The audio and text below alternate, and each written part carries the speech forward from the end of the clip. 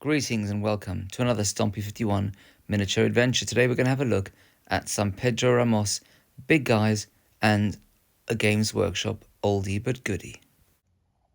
So we're going to start talking about my Renegade Minotaur and Renegade Rat Ogre, because this has been a fortnight of Blood Bowl big guys. These guys being for the Chaos Renegade teams. Notable examples: the Mongrel Horde, the Chaos All-Stars, and the Howling Hill Hellions. Chaos Renegade teams represent the real flotsam and jetsam of the Blood Bowl world. And I can't say I was massively encouraged by my choice of this team for the current local league in my friendly local gaming store, because I listened to a podcast going through all of the various 2020 teams, and the guys just chuckled throughout their analysis of this team, suggesting that it is absolute chaos on the pitch indeed. But I'm all about the big fun big guys. This guy is a Renegade Rat Ogre, 150k, Animal Savagery, Frenzy, Loner 4+, Mighty Blow and Prehensile Tail. And I thought I would start the league, well, not with either of these guys actually, just with the Troll and the Ogre, but I thought I'd paint these up in hope that I will actually eventually develop. Now, this is a Games Workshop miniature. I think there was a character like a wizard called Thankwall and his big, weird, probably Clan Moulder Rat Ogre, Boneripper, and I think this was Boneripper. He's from the 1990s. I never bought him in the 1990s. I bought him in the early 2000s on eBay, and he sat in my garage for 20 years, more than 20 years, until I painted him. But now he has been lost, but he has been found. And I didn't want to spend too long painting him. The fur has been painted, well, just dry brushed 2 or 3 shades of grey, not 50. I love painting red, but again, I kept that reasonably straightforward, 2 or 3, well no, probably 4 highlighted levels, and then just a bit of dabbing with metal just to make it look like it's been through a bit of scratching. And I always struggle with large tusks, but these I just thought I would just streak them a little bit with Iraqi sand over Baylor brown, sort of all mixed in together, 3 or 4 levels, and then white it towards the end. And then I love putting one of these rust effect paints I've got, just splattering it everywhere, which again limits how hard you've got to go at painting the metal. And of course, any opportunity for blood for the blood god I take. I thought, do I go wild, put it on all of his claws, looking like he's just come through some kind of horrible Game of Thrones rat goes to your stomach bone ripping frenzy? And then I thought, nope, let's be mature about this. I wondered how you yellow teeth, and I didn't. Maybe I'll go back to that. Anyone got any thoughts about yellowing teeth, do let me know. I mean, he looks really sweet, and seeing as we currently have a hamster, maybe I'll call him Chino, the name of the hamster. Then this is the Minotaur, a Renegade Minotaur. Loner, Frenzy, Horns, Mighty Blow, Thick Skull, and Unchanneled Fury. Some of these sound like new skills, because I haven't really played this game. I played it once or twice in the last 10 years. Was it 2017? I can't remember when they re-released this, 2015. But I did play a fair amount in 2008 to 2012 in a central London club, where every single week I basically got my butt handed to me by someone. I mean, even that lovely fellow Gegster was there.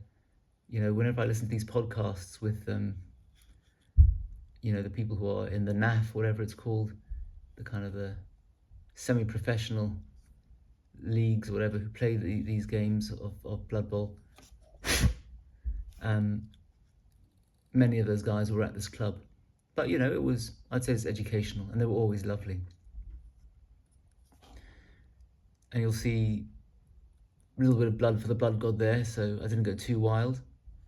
But if he's got a metal claw, why not use him? And I used one of those water effects on his tongue. I got into that kind of thing. Instead of spending ages and ages highlighting something, just use the effect for it. So things have moved on since 2012. I wanted to paint him as like a kind of a biblical red heifer to be sacrificed on the Temple Mount and all that, but it just seems strange to create a ginger bull. So now he looks a little bit more like a plains bull, actually. Nothing wrong like that. The bull of Colchis, whatever it is. And again, red with my usual armor approach, but I didn't go wild. You know, that was just a darker metal, like a bolt gun type metal, with the effects just ladled onto it. Very light dry brushing, because I don't want to lose that nice rich brown colour. And this is a miniature by Pedro Ramos, who sculpts beautiful figures. I used to buy them loads about 10 years ago in the various Kickstarters. And I was having fun flicking through his Facebook page and his normal web pages to see what he sculpted in the meantime, and there was loads of good stuff. He seems to have a fan club, capital F, capital C, but he's based in Spain, and I'm not really sure how to buy all these things. But I've contacted him, and I'm sure he'll get back. I always find all these amazing sculptors love seeing people painting their stuff, seeing their bits and bobs out in the world. And if I had the painting skill, I would have done 666. But hey. But let's just show you where these guys fit in, because they're not obviously on their own. So this is from the team from a long time ago. So this is a renegade human lineman who actually graduated to strength 4. But this is a long time ago. So this is the team I'm going to play in the local league. I don't think I'm going to get to strength 4. I think this is it Ripper Bolgrot? I can't remember. And he was by a sculptor called Franarkila. I don't know if I'll end up using him. This guy's a mishmash I pulled together. A Spellcrow head, a Franarkila body, which looked a lot better at the time. I think it was one of his earlier efforts. This is like 2010 or something. And it looked quite cool online, but when I got it, it was just like a lump of metal. Oh, I forgot to base it. Oops, oh well. A task easily done. And is it from the Forsaken sprue, the Games Workshop Forsaken sprue? And then I just plonked that on his back. And I think this guy's just going to sit between big guys and just kind of nurse them on the front line. This is another Pedro Ramos figure, which I've painted in slightly Nurgle-ish colours. Very rarely do I try freehand, because very rarely does it look any good. And I kind of just stuck on and green stuffed the gaps between this Forsaken arm and this troll. I mean, and that was silly for me to try and make pustules on the back. That's why the limit of my green stuff skills, and I should really stick to the day job. Boom! And then there's a few more renegade human linemen, and the bodies are, I can't remember what they were called. They're from an Italian manufacturer, the name of which has totally escaped me. And will come back to me as we talk, but I sort of stuck on extra bits, Games Workshop bits. I mean, that head is too small. That's a Kev Adams miniature. Kev Adams Bloodbowl miniature he did for Uskarl Miniatures. For Gasper's Arts, that's where these human linemen are from. And he'll be the what are they called? The renegade human thrower. Now this guy's very old indeed, and I am old enough to have picked him up originally, but I didn't. And I must have got from eBay in the late 2000s.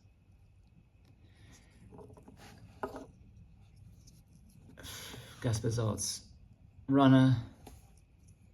This was some French manufacturer, and they look a bit kind of Mad Max, which I'm not sure I like, but they did have some very fine mutations. And look at that large hand. Many gags went around the friendly local gaming store when they all saw him. More Gasper's Arts guys. put that guy on the left's got a kit bashed head.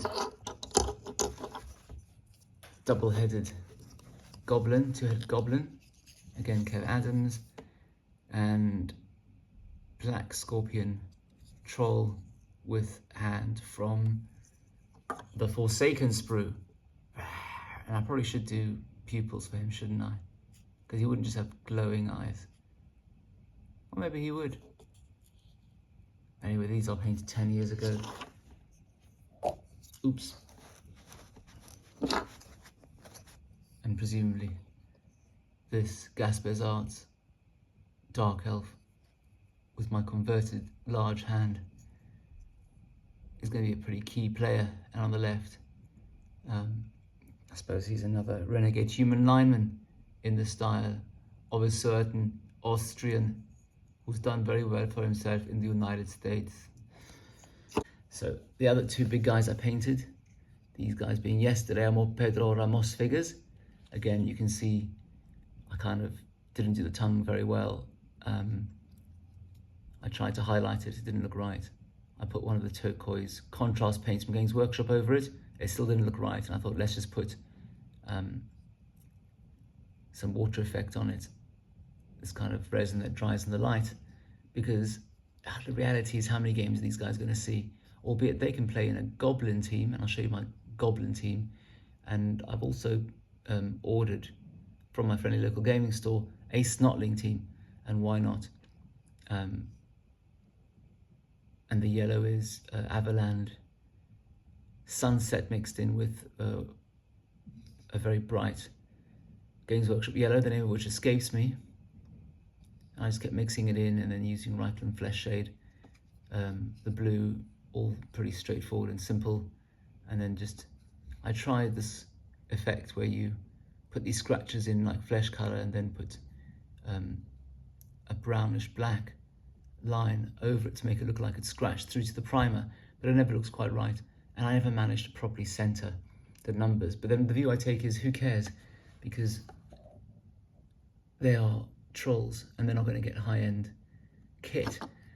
When I was looking at these, before I painted them, I thought to myself, you know, obviously I'm not a very good artist, and Pedro Ramos has the most amazingly creative mind, but these I felt had been slightly rushed, because the heads were very good and very charismatic, but I thought the rest of them don't look great.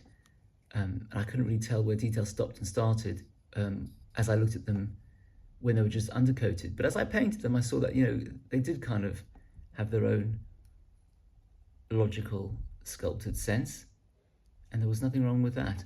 Although there were one or two places where I just thought, you know,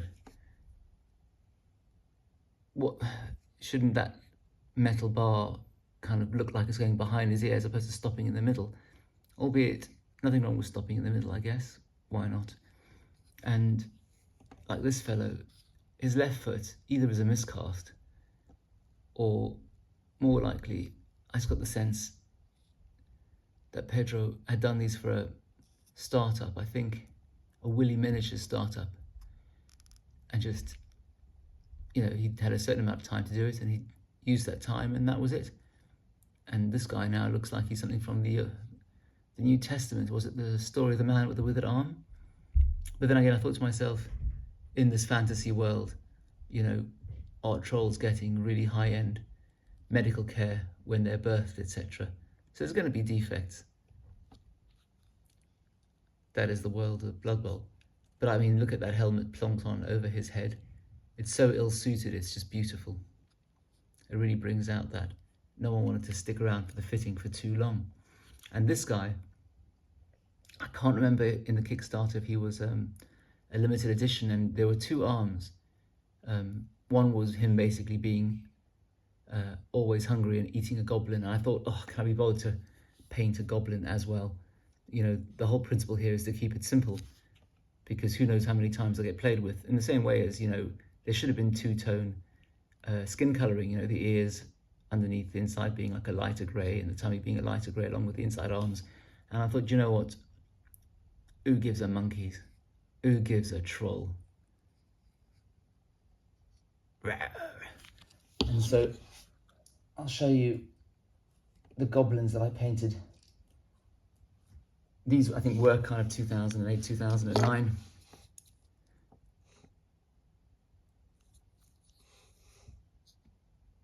And the numbers don't look right. If I have time or interest, maybe I'll paint over that and see if I can find some transfers. But I mean, these trolls are absolutely flipping enormous. Oi, you, I told you, I'm hungry, always hungry.